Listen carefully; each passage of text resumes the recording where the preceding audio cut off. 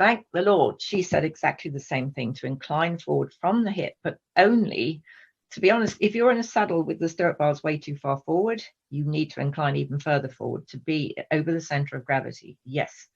And it depends a lot on where the stirrup bars are as to how much you need to incline forward. It also depends on how educated the horse is.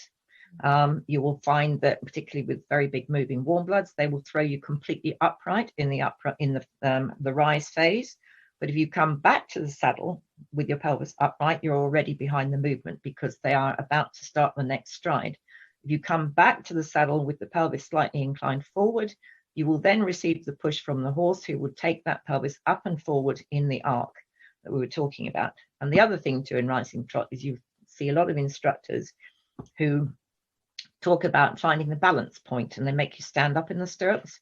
Well, the only time you will stand up in the stirrups is if you are on a very big moving warm blood. If you're on your average little cob or whatever, it's not going to take you that far. And to me, the arc is a continuum of movement. It's not, if the horse stopped at any given point in the stride, you should neither fall forwards nor backwards, because the balance should be all the time.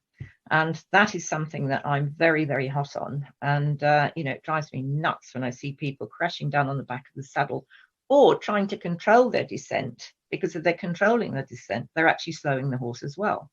And, with my sensitive Lusitanos and my PREs, not just them, I do it at lecture demonstrations. Whenever I do a lecture demonstration, I'm not doing it now because I can't get away from home, but I've done them all over the world, literally.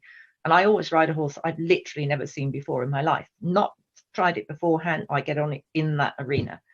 And I can guarantee that if I ride the trot upright, unless it's been completely inured to it by its own rider, it will stop dead. And then most people would start to kick it to get it to go. They would then smack it, whatever, with the whip. And so all of that is completely anathema to me and totally wrong. And it's just not being taught correctly.